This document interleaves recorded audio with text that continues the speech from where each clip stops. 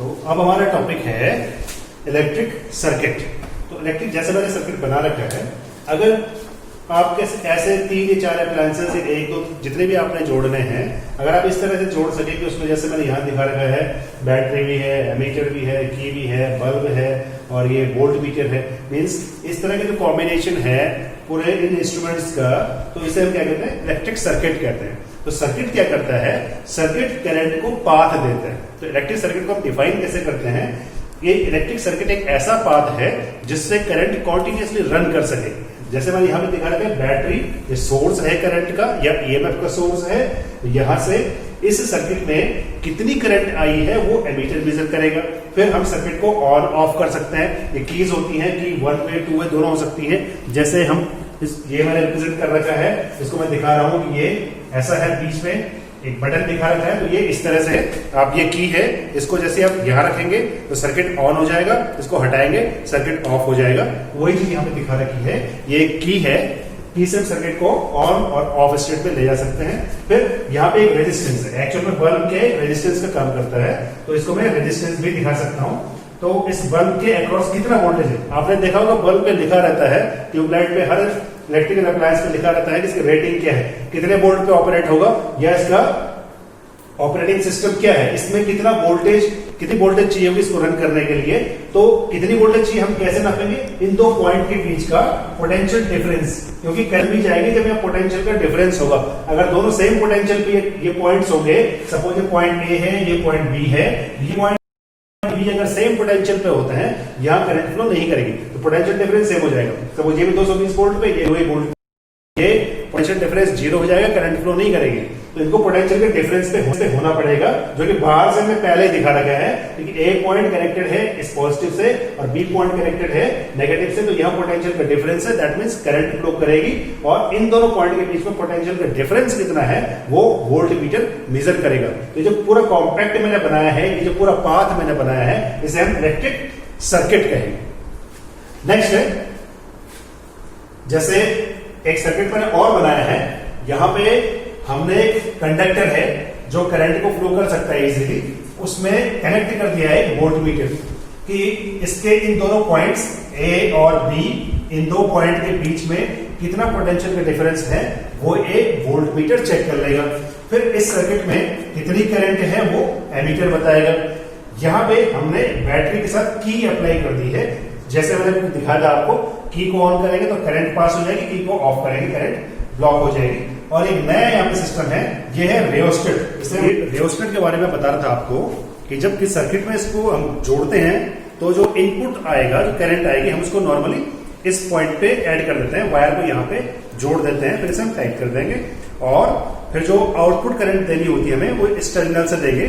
यहाँ पे हम फिर एक वायर जोड़ के इसको बाहर यहाँ से आउटपुट दे देते हैं।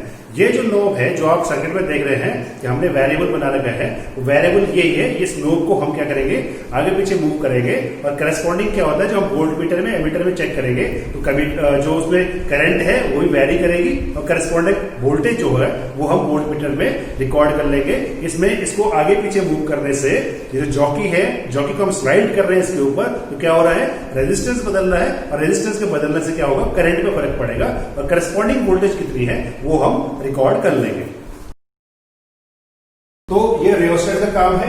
अब हमने क्या करना है, हम इसमें इस इंस्ट्रूमेंट की हेल्प से लगातार करंट को चेंज कर रहे हैं और करस्पॉन्डिंग रीडिंग यहां पे देख रहे हैं वोल्ट मीटर में। ठीक है, तो हमने एक टेबल बनाई कि जब हम इसको घुमा रहे हैं, रियोस्टेट को, इसका जो पैरामीटर है जिसको घुमाने का है, इसको हम चेंज कर रहे हैं, तो वोल्टेज, करस्पॉन्डिंग वोल्टेज क्या है। जब करंट 1 एम्पियर की थी तो यहां पे वोल्टेज दिखा रहे थे 3 वोल्ट, यहां पे 3 वोल्ट दिखा रहा था। फिर हमने इसको और चेंज किया, इसको जो हमारा स्लाइडर है, ये जो आपका ये स्लाइडर जॉकी जो है, इसको हमने फिर और आगे चेंज किया या पीछे कहीं भी हमने मूव किया, तो यहाँ पे करंट 2 एम्पियर की थी और वोल्टेज जब हमने चेक की तो वोल्टेज था 6। फिर हमने 3 एम्पियर की करंट पे नोट किया, वोल्टेज कितना था 9, फिर 4 पे 12, 5 पे 15 एंड सो ऑन। हमने पूरी रीडिंग ले ली। अब हम क्या करेंगे, हमें ग्राफ प्लॉट करेंगे। इधर हमने ले लिया ऑरिजिन, इधर हमने ले लिया वोल्टेज, इसको हम वोल्ट्स में जैसा हमने ये टेबल प्लॉट किया है इसको वोल्ट्स में नापेंगे और इधर हमने करंट इसको हम एम्पियर में प्लॉट करने वाले हैं। तो इसको मैं देख रहा हूं, इधर हमने करंट को लिया 1, then 2, 3, 4 and let it be 5। ये 5 एम्पियर तक हमने ड्रॉ कर दिया है और वाई एक्सिस पे हम दिखाएंगे वोल्टेज को। वोल्टेज सपोज इधर थी, this is 3, then 6, 9, 12 and let it be 15 volt. तो करंट, अब हम इसको प्लॉट करने जा रहे हैं। जब करंट 1 एम्पियर थी तो वोल्टेज 3 था, वोल्टेज था 3 यहां पे। जब 2 था फिर वोल्टेज थी 6, 2 पे 6, 3 पे 9, 3 पे करस्पॉन्डिंग 9, 4, 12, 4 पे 12 और 5 पे 15। ये रीडिंग्स हमारे पास आ गई है। तो हमने ग्राफ पेपर पे ये प्लॉट कर लिया। अब लास्ट में क्या करेंगे, इन सारे पॉइंट्स को हम ज्वाइन कर देंगे। तो रिजल्ट क्या मिला हमको, जैसे जैसे हम करंट को वेरी कर रहे हैं वोल्टेज में ये रीडिंग्स का वेरिएशन आया है। तो इसमें एक रिजल्ट आपको मिलेगा कि जैसे ही हमने करंट को वेरी किया तो उसका रिलेशनशिप वोल्टेज से क्या था। करंट को वेरी करने से वोल्टेज में क्या चेंजेस आए हैं। जब हमने स्पेशली ये करंट ड्रॉ की है, ये current 1 ampere, 2 ampere, 3 ampere, 4 and 5 थी, तो वोल्टेज क्या था। हम इसे कहते हैं current is proportional to v, कि करंट वोल्टेज के प्रोपोर्शनल है। अब प्रोपोर्शनल कैसे है, हम देखो ग्राफ से पता कर सकते हैं। अगर इसमें मैं अलग अलग ट्रायंगल ड्रॉ कर लूं, सपोज मैंने इसको ज्वाइन कर लिया, फिर इसे ज्वाइन किया, इसे ज्वाइन किया, देन ये बनाया, लास्ट ये मैंने बना दिया। अब मैं इसमें नंबर ऑफ ट्रायंगल्स ड्रॉ कर सकता हूं। तो हमारे पास 1, 2, 3, 4, 5 इतने, या आप बड़े भी ले सकते हैं। ये एक ट्रायंगल, दूसरा, बहुत सारे ट्रायंगल आपके पास होंगे। कोई सा ट्रायंगल आप बना लीजिए। सपोज मैं इस फर्स्ट ट्रायंगल को चूज करता हूं, triangle number 1, triangle number 2, 3, 4 and 5। ये हमारे पास ट्रायंगल्स हैं। अब मैं फर्स्ट ट्रायंगल की बात करूं तो यहां पे देखिए, यहां से लेके इस पॉइंट तक करंट है 1 एम्पियर और वोल्टेज कितना था, 3 वोल्ट। तो अगर मैं इसका स्लोप निकालूं, इस ट्रायंगल का अगर मैं स्लोप निकालता हूं तो स्लोप आ जाएगा, पहले भी आपको बताया था स्लोप क्या होता है, परपेंडिकुलर अपॉन बेस। तो परपेंडिकुलर कितना है यहाँ पे 3 वोल्ट और बेस कितना है 1 एम्पियर। ये हो जाएगा 3 वोल्ट पर एम्पियर। अब ट्रायंगल नंबर 2 से देखते हैं। ट्रायंगल नंबर 2 से इसका स्लोप कितना आ जाएगा, देखिए फिर से ये कितना है, यहां तक 3 था, ये पूरा यहां से लेके यहां तक 6 है।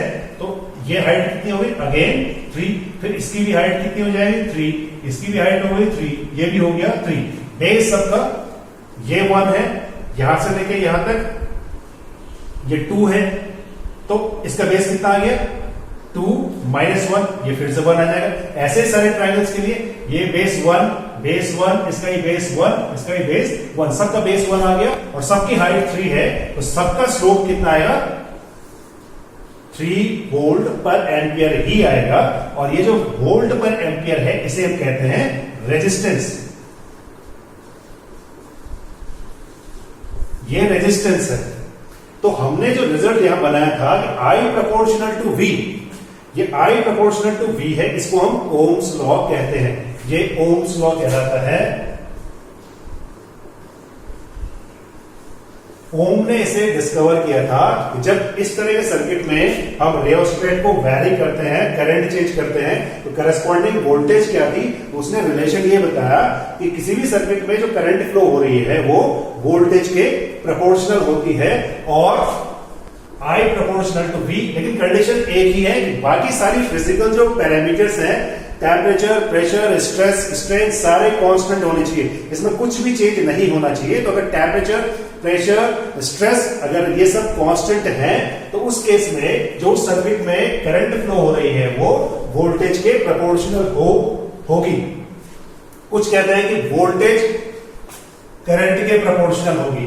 तो कहने के लिए आप कुछ भी कह सकते हैं। मैं एक चीज बताता हूं इसमें कि अगर किसी डीसी सोर्स में हमने पावर को कांस्टेंट रखा है, अगर पावर हमारी कांस्टेंट है और तब हम करंट को चेंज करते हैं वहां से, ठीक है, तो क्या होगा, वोल्टेज, अगर आप एक कांस्टेंट पावर सोर्स से वोल्टेज चेंज कर रहे हैं तो करंट कम हो जाएगी। और अगर आप पावर बढ़ाते हैं उसके बाद वोल्टेज बढ़ाते हैं तो तब क्या होगा, करंट इंक्रीज करेगी।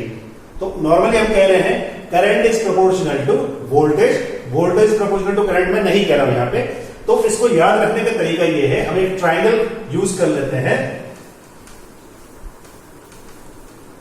एक ट्राइंगल यूज करते हैं। ये न्यूमेरिकल्स के लिए कई बच्चों को याद नहीं होता है, तो मैं ऐसे बना सकता हूं इसको, वी आई आर।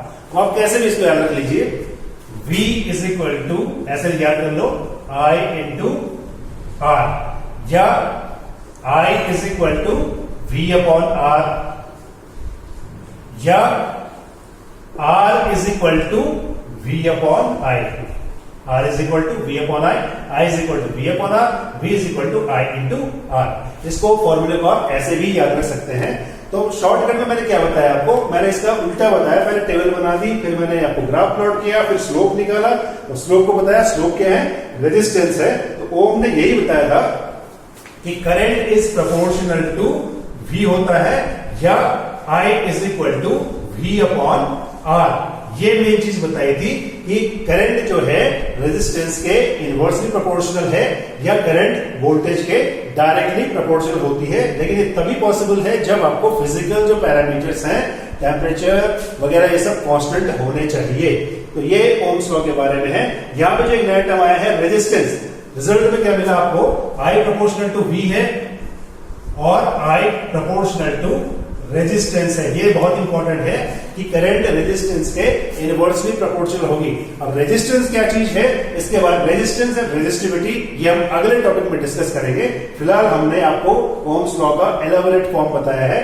इस ग्राफ के बेस पे आपको एग्जाम में क्वेश्चंस भी हर साल पूछे जाते हैं, तो ये आपको अच्छे से याद रखना है कि ग्राफ अगर आपको दे रखा हो वोल्टेज और करंट के बीच में, अगर आपको ग्राफ दे रखा हो तो ग्राफ को हम कैसे यूज करेंगे और हम उससे रेजिस्टेंस कैसे निकालेंगे। इस ग्राफ से रेजिस्टेंस आपको निकालना है। अगर देखो, अगर आप वोल्टेज को y एक्सिस पे लेते हैं, करंट को I एक्सिस पे लेते हैं, तो आपका जो स्लोप, जो ट्राइंगल बनेगा, चाहे यही बड़ा ट्राइंगल है, सबसे बड़ा जो ट्राइंगल बन रहा है इसी को ले लो आप, कितना है बेस इसका 5, हाइट कितना है 15, तो यहां पे स्लोप कितना आ जाएगा, स्लोप आ जाएगा परपेंडिकुलर, दैट इज 15। पूरे ट्राइंगल में देख लो 15, बेस कितना है 5, 15 अपॉन 5 3, फिर से वही आ जाएगा। कोई ट्राइंगल ले लो आप, जो भी ट्राइंगल आपको दिख रहा है, जो भी समझ में आ रहा है, किसी ट्राइंगल को चूज कर लो, उसका परपेंडिकुलर अपॉन बेस निकालो, वो क्या निकलेगा, स्लोप जो है, इसी को रेजिस्टेंस कहते हैं, यही निकलेगा। अगर आप गलती से क्या कर देंगे, वोल्टेज को एक्स एक्सिस पे ले लेंगे और करंट को वाई एक्सिस पे ले लेंगे